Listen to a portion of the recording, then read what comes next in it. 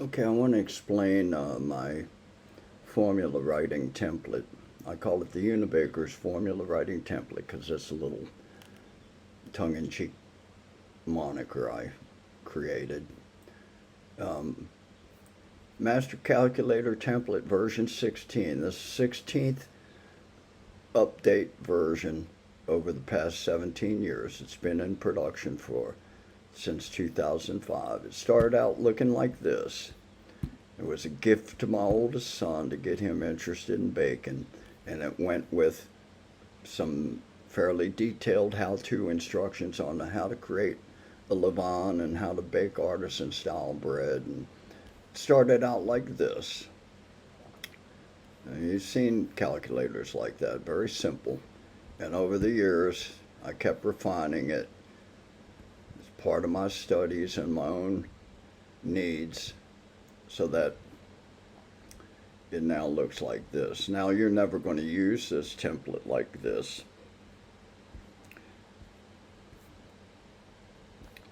This is for basically for my use, and I edit this down to create usable templates that would be typical, in a bake shop or in your home kitchen, etc. But there are recipes out there, Eastern European rye bread recipes, where things get really difficult and complex. I shouldn't say difficult, interesting and complex. And so you have to have all of these stage development formula columns. Okay, these two are strictly for unfermented pre-dough. Okay, soakers, scalds, porridges, stuff like that, tangzhong, yudan. Um, and then you've got fermented stage developments for various uses. Now, there's a thing called scald sponge that's used in rye bread making, so I had to put that in here. You might not never use that, but it has to be in here because I want this thing to be able to be used for any kind of bread in any bread baking tradition anywhere in the world. And I haven't found anything yet that I can't use this record keeping and recipe development and recipe analytical and recipe writing tool. I can record anything in here from anywhere in the world. It's really remarkable. Now there's a yeast leaven pre-ferment column, Polish, Biga, sponge, call it whatever you want, and you can design it how you want. And then there's three naturally fermented leaven stage developments because, believe it or not, some bakers will do a stage one, then use that as an ingredient to build a stage two, and then use that as an ingredient to build a stage three, and then that goes into the final dough mix. So, what's the organizational setup here? You're going to type in a formula title there. You need to add a total dough weight that you want. It can be whatever you want. This will do it all. If you want 50 grams, this will figure it out so that there's a value in each one of these cells for weight if you enter the baker's percent value. Anyway, this could be 50 grams. It could be 50,000 grams. It can be whatever number you put in there, but you have to put a number in there. Otherwise, the spreadsheet doesn't work. So, what's the total dough weight you want to make today? A good target for a loaf at home would be maybe 750 grams. Then all of these ingredient lines are in there because, believe it or not, maybe you're going to make a scald that has 4 different types of grains and seeds, or 4 different types of candied fruits. And you also have to have these lines because maybe you're going to just add dried fruit or candied fruit to your formula. You're not going to use it as an ingredient to make a scald or a porridge or whatever. You might use seeds and grain just thrown in You might use cooked ingredients, you might use fresh ingredients, you might use savory ingredients, herbs, spices, and then these are chemical ingredients that sometimes feature. And then if you're making gluten-free bread, there's three different additives that are commonly used, sometimes in combination. So you have to have all that. So this is just for my purposes. It looks kind of crazy complex, but you're never going to have a bread that features these 7 stage developments before you get to the final dough mix. So here's how it works. The total formula is here. You pick an ingredient.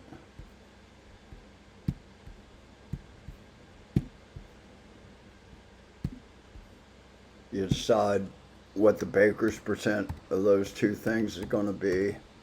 And as long as you have a value in here, it'll immediately calculate it. And every time you make another data entry, everything changes. You see that? Go back. Those values change. Change that again. Everything recalculates. So obviously flour and water are the key ingredients, but then every time you add another one of these ingredients, you enter the baker's percent for it.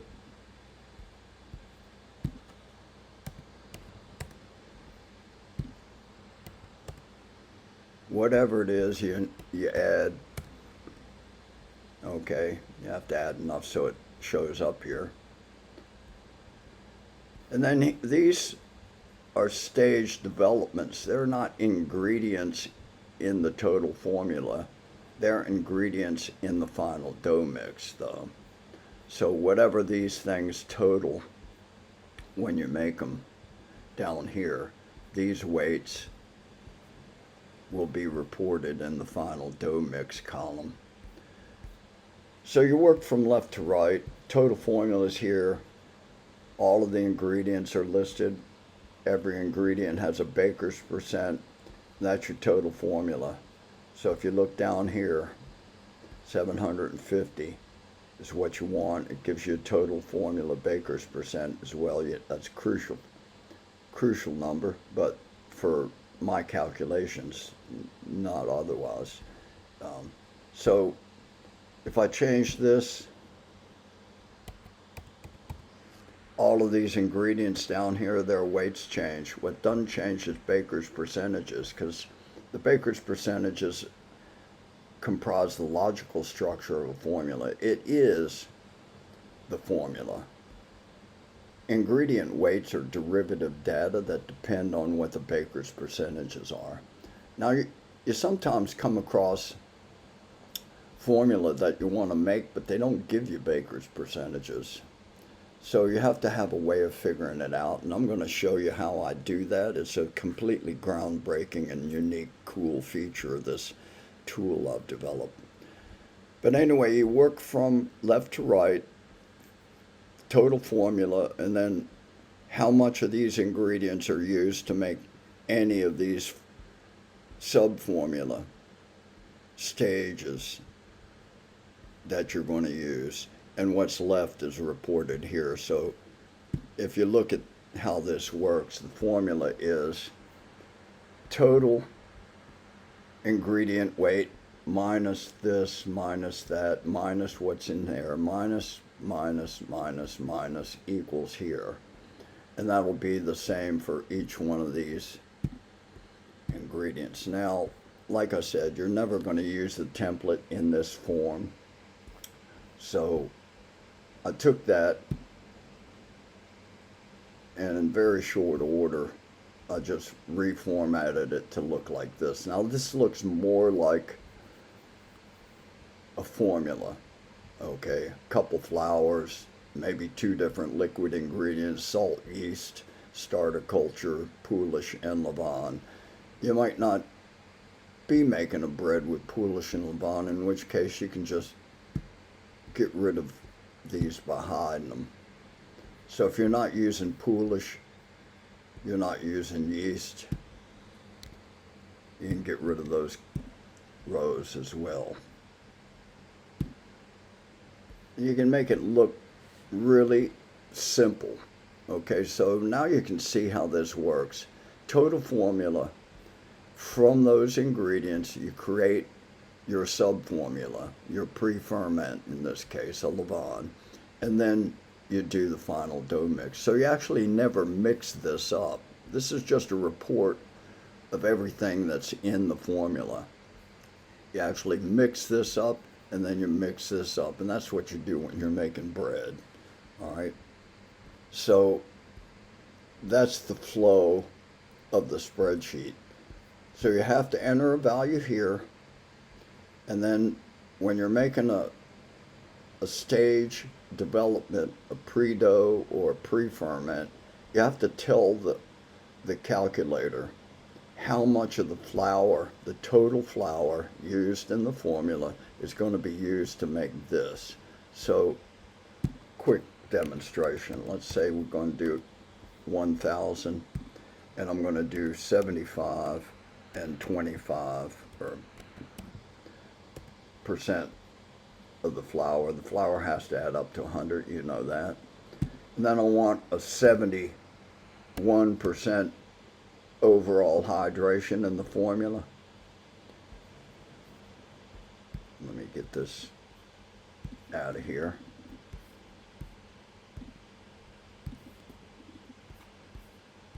Now these fields here are theoretical things for me.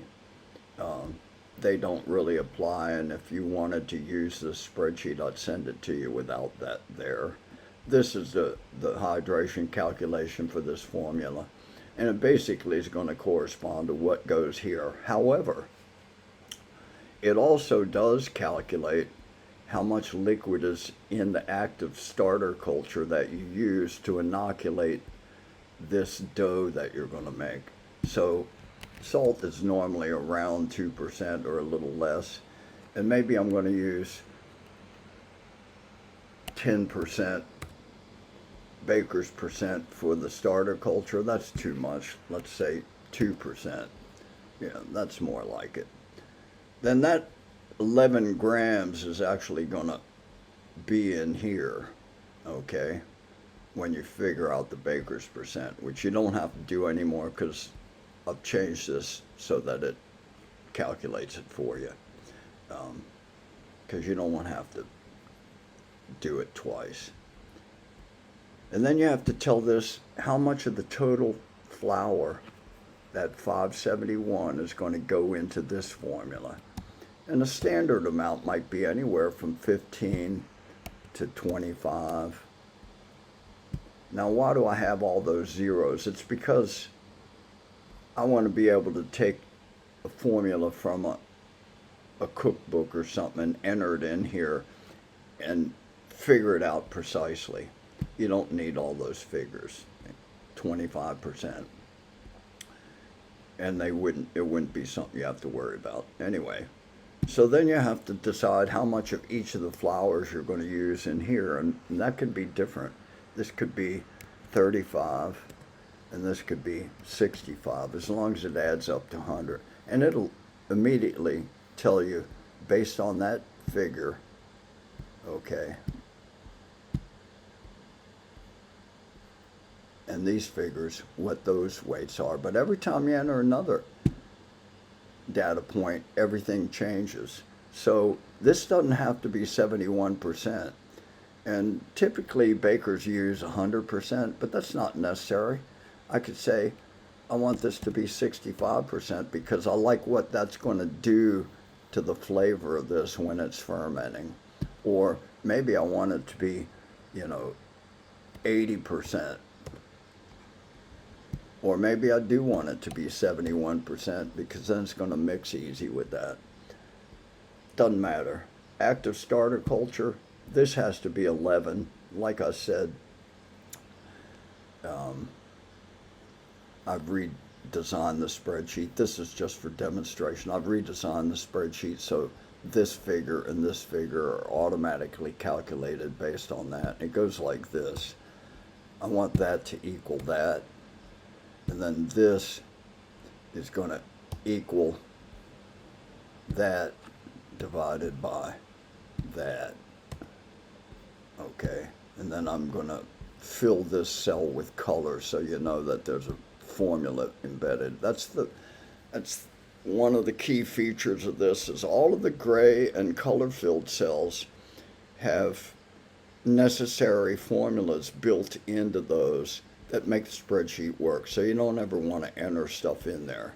If you do accidentally, oh, well, what do? You just undo it until you get back to where it was.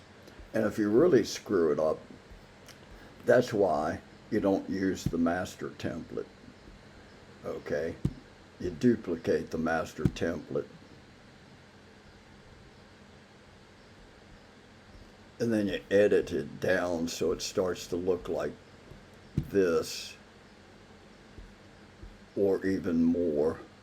Basic sourdough template look like that. Or here's Chad Robertson's tartine baguette recipe out of his cookbook, Tartine Bread. This is precisely his recipe, and I figured it out. He doesn't give these baker's percentages. I had to figure that out myself. And I have a way of doing it that doesn't require me to do a lot of thinking and calculating with a pocket calculator or any of that nonsense. Because I've created a companion template that's a mirror image of this, whereas the standard way of recording and writing a formula in a bake shop is you start with ingredients and a baker's percentages for those ingredients to derive the weights. But you can work the other way. You can enter weights to derive baker's percentages, and once you derive those, you can put them in here, and then that figure will match the other template where you work in reverse. And suitably enough, I call it the reverse engineering template. So you can see here it works right to left. So I enter what Chad wrote for all of his ingredients in the white cells only. Okay. I just entered what he gave me in the cookbook, and it comes up with these figures here. So you can see how that works. This plus this plus this equals the total bread flour. This plus this plus this equals the total gram weight of the all-purpose flour. And it's the same thing for all of these things. It's just simple addition. All right, so this is going to be the same as that. This final dough mix, and the total weight of the final dough should be the total weight of the total formula. And then if you look at these figures here, they exactly match these here. It's just one is a mirror image of the other. In this case, we work from left to right, starting with baker's percentages to derive this. And then over here, you work from right to left, starting with ingredient weights to derive the percentages. So when you have a formula that doesn't give you baker's percentages, you now have a tool, because I invented it and created it. There's nothing else like this out there, where you can calculate the baker's percentages. And then once you have those, you just take those numbers and you fill it in here, and it gives you these numbers. Now these numbers are going to match those numbers precisely. This is Mr. Chad Robertson's baguette recipe exactly as he wrote it, and then I wrote all of the methodological stuff. So you can do that with this tool, but you can also use it to write your own recipes. So what you're going to do is you're going to take, once you enter any formula in here, you can take it and duplicate it, and then you can work off that duplicate to change that formula. Say I want to tweak Chad's baguette recipe. Why would I? His work's great, but I am who I am, and I'm always experimenting. Say I want to tweak it, and I don't need 2,300 grams. I just need one baguette, and I'm going to do it about the size that he says to do his baguette. But I'm going to change these ingredients. over here it was 75 and 25. I've changed it to 80 and 20, and I've upped the hydration from 64.3 to 72.3. Changed the amount of yeast used because he uses a strong inoculation. Anyway, you can tweak it and play with it. You can use it now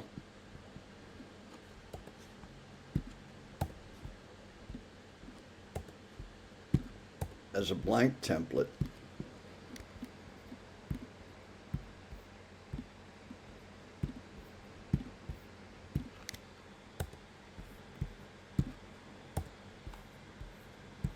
To do whatever you want. All right. You can change the flower types. I have these drop down lists with all kinds of different flowers that you can choose. Okay.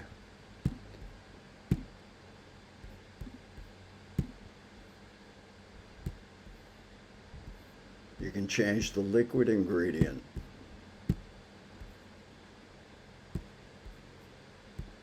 You can change this from a generic salt to a specific salt you want to use.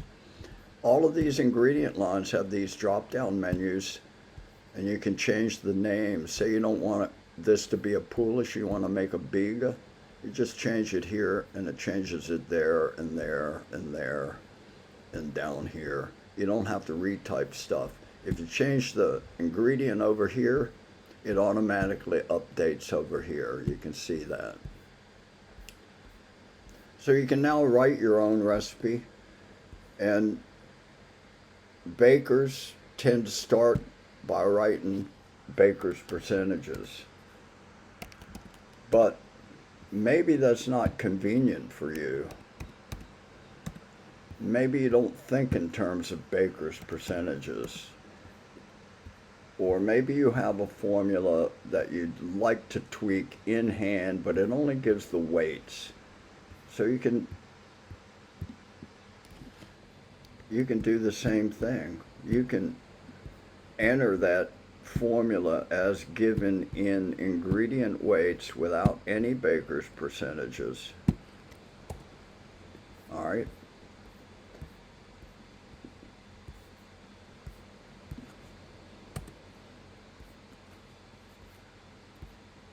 What happened there?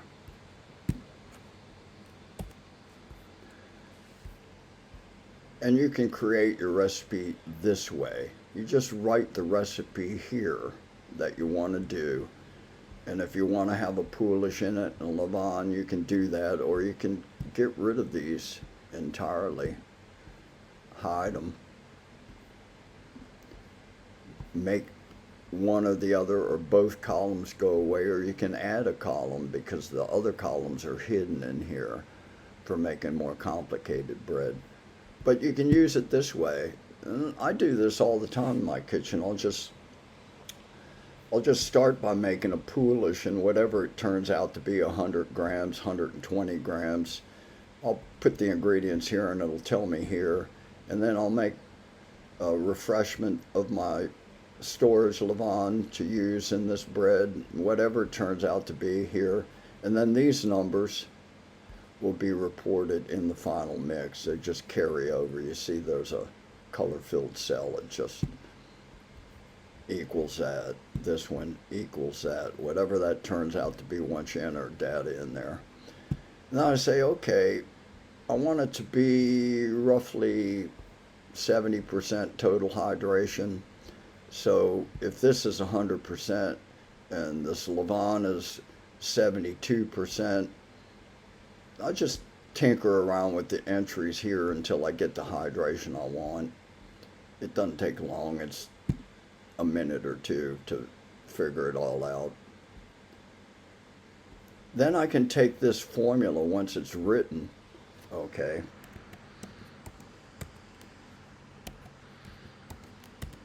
let's just put some figures in there.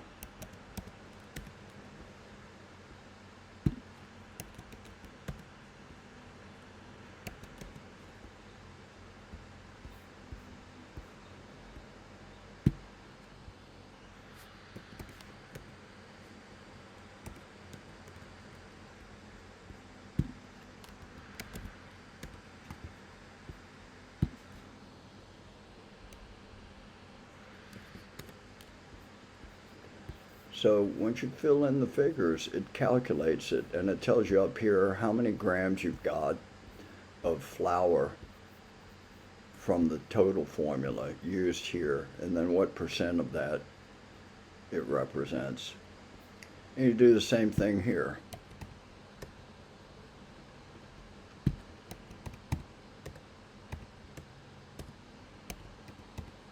Standard poolish.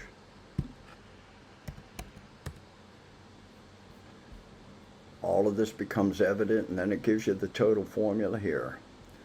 So what you would then do is make this poolish, make that Levon, and then when they're ripe and ready to go, you make the final dough mix. That's it. Now you got a recipe you can work from, and you didn't have to think about baker's percentages. You didn't want to think about it, but this thing thinks about it, and it tells you, oh, here's what you wound up with. This figure equals this plus this plus this, and that's how those calculations go. All right.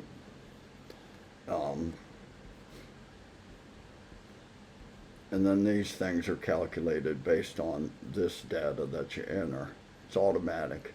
Then you can take this information here in this column and put it into this column, and then these weights will exactly duplicate those weights. So doing that just shows you this is a mirror image doing the same thing, starting from different points. This starts from baker's percentages to derive ingredient weights, and this starts from known ingredient weights to derive baker's percentages. It's slick. Anyway, that's basically how this thing works, but it's capable of doing crazily complex formula. Okay, that's why the template looks like this. The main template, which I edited down. Now here's an example of a complex formula taken from Stanley Ginsberg's The Rye Baker Cookbook, Franconia Crusty Boule.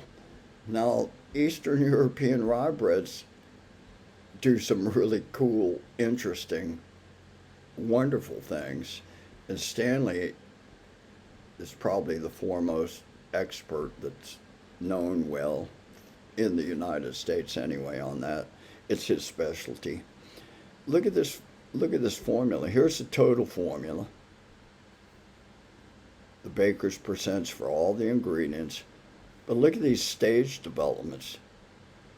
Rye sour culture is just what he calls the active levain he uses to make the rye sponge. And that's what he calls it, so I called it that. It's nothing but a leaven, what Chad Robertson would call leaven, a naturally fermented sponge using rye sour culture. 1, 2, 3, 4, 5 different sub-formulas. There's a column for each one of those. Now that's a complicated formula, but I was able to figure it out once again because I used my reverse engineering template to figure out that stuff. And I just wanted a record of it in my template. Now I can take his formula and I can tweak it. Well, how do I do that? Well, that's the whole point, is you want to be able to upscale or downscale a formula without pulling out a pocket calculator, finding a conversion value, and multiplying that times the given gram weight, okay? I just want to do this. I don't want to make 1,740 grams of that because I've never made it before. Maybe I'll screw it up. I just want to do a test loaf, 650. Everything changes. Bang. Everything changes. And that is the final dough mix. Total weight should equal the total weight that you programmed up here. Maybe once I've made it, I go, you know what'd be really cool? Rye breads last a long time. I'm gonna make a big ass rye bread. Look at that. No problem. It does crazy stuff. Well, I'm gonna make a 50-gram Thai rye bread. Look at that. It does it for you. Whatever you want. Now, if you're a production facility, you're probably not making 100 of these a day. Um, Maybe you make 15 though, and he does 1,740 grams per. Let's say 10, so I can figure that off the top of my head.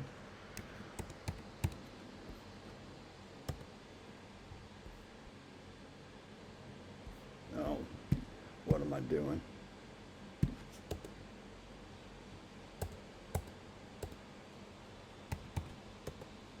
All right, I can make 10 loaves now. Why does this stuff automatically change? Well, because you know this. This is the logical framework of a formula. Weights of ingredients are derivative data that depends on what these say and what that says. Change that, these change. Change any one of these change. So you can do that.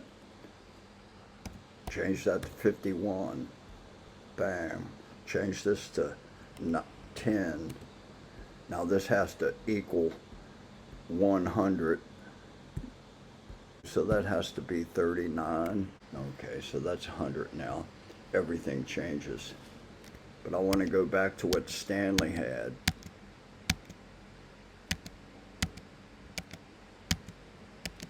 So I can just undo things until I get it back to where I was. Now I wouldn't do that. Once I have his recipe in here, I'm not going to mess with it. I was just messing around, but I know what I'm doing. What I would normally do is I would duplicate the recipe. Then if I want to tweak it or develop that some other way, but I want to keep that as a record, I'll leave it in there, I duplicate it, and now I can play around on this one. I just want to make a smaller version of the same thing. It'll do that right there, 1,000 gram final mix. So it does that precisely, error free. So that's alone a really wonderful feature of this. 2005, I started here. As of April of this year, version 16 update.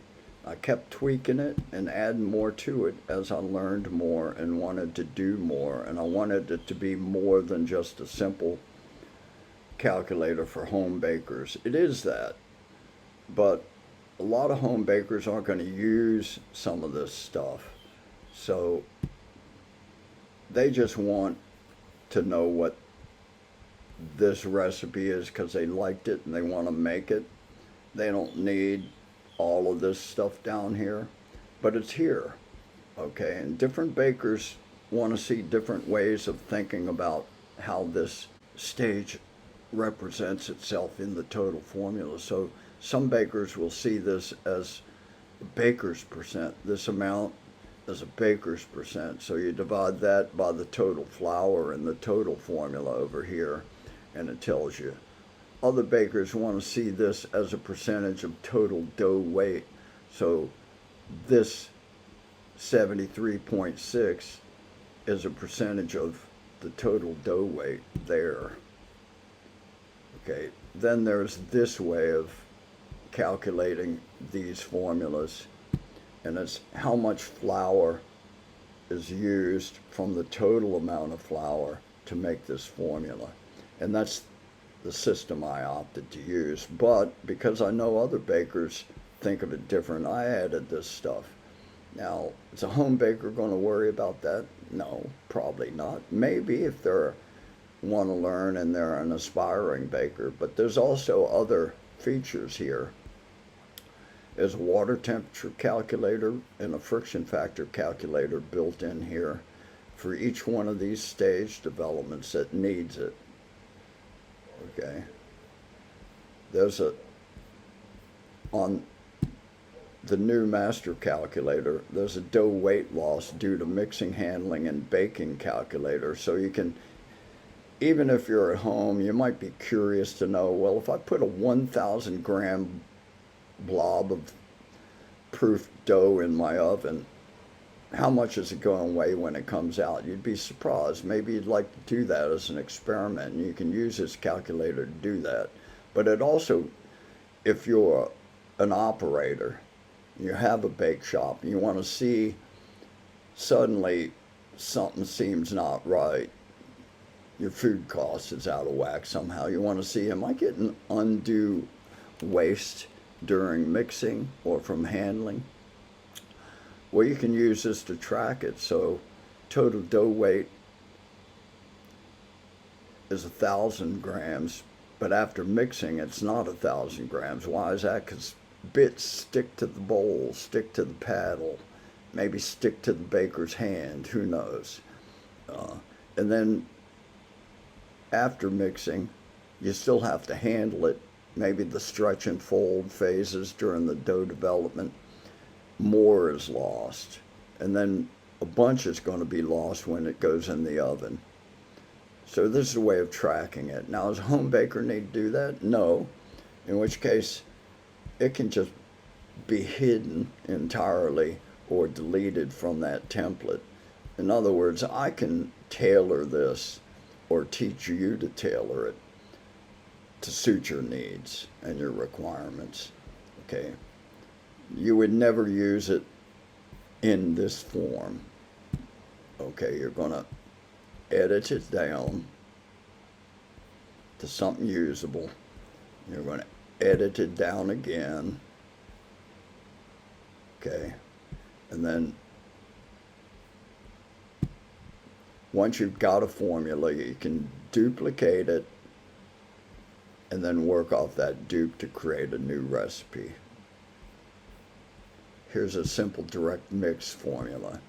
Now, this shows you what direct mix means. Direct mix is the same as the final dough mix. There's no difference.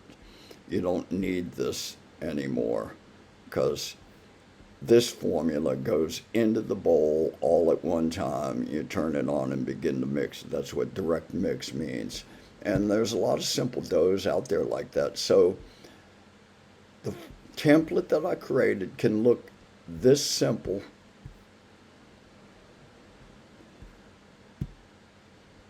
or like that, or like that. Now it has to look pretty complicated because it's a complicated formula.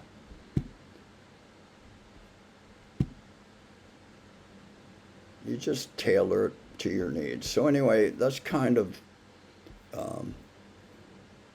the basic way this thing works.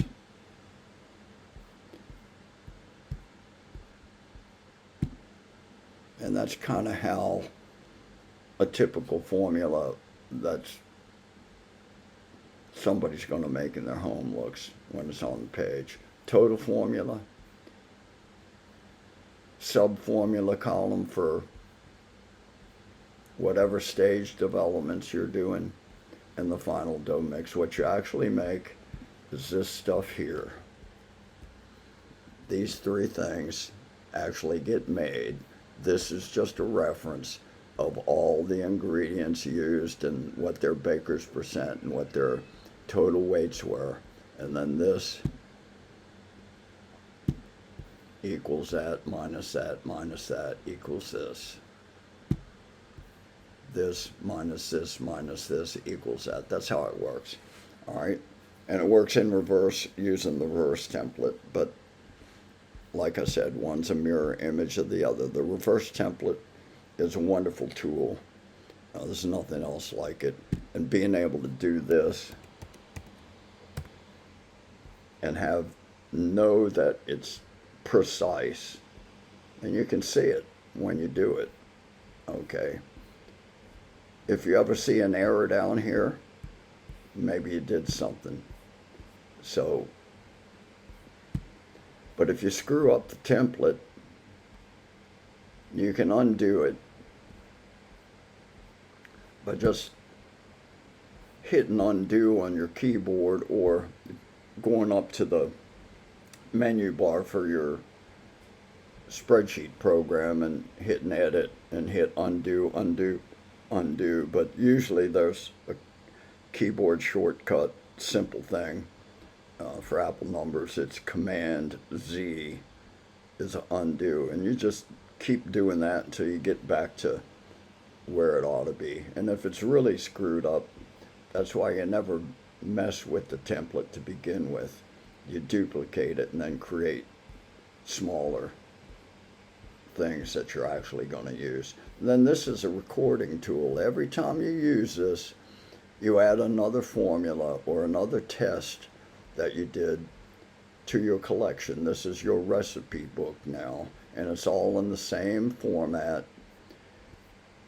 And this is just one I created for demonstration purposes. My main file has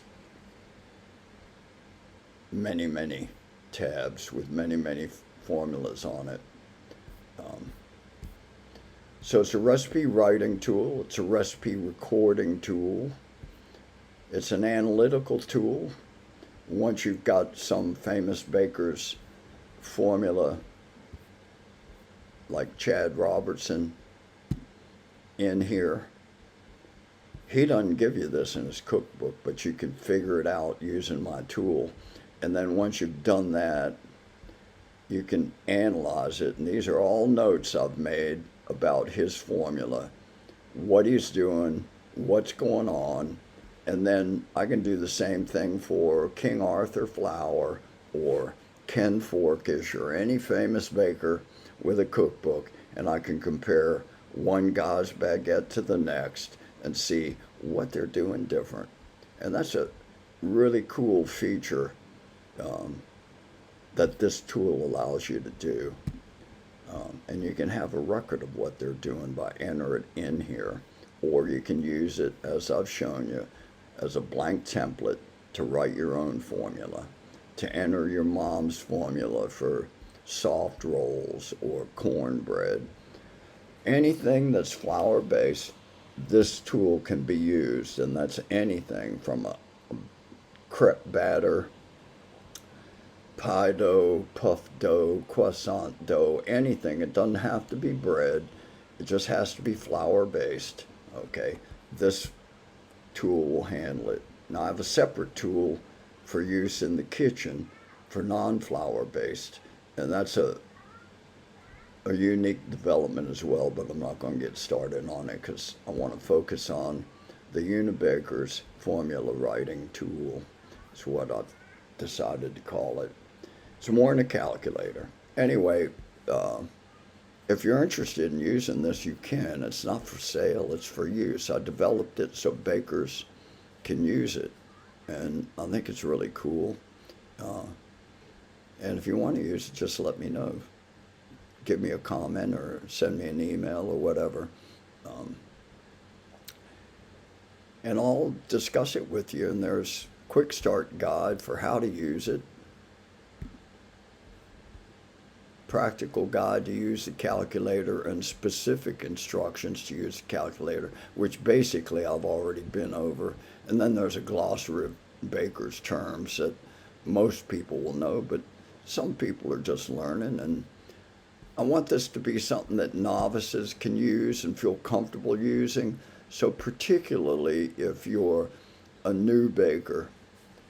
Look, I've spent my life in the kitchen, professional kitchen, for 40 years teaching culinarians and mentoring them. And so I'm not, I have no problem talking to a new baker or a novice and making them feel comfortable using a tool like this, because, like I say, it's more than just a calculator. It's a way of collecting your recipes in one format, in one place, in a very organized fashion. There's a lot of other facets to this that I'm not going to get into. I'm going to do follow-up posts.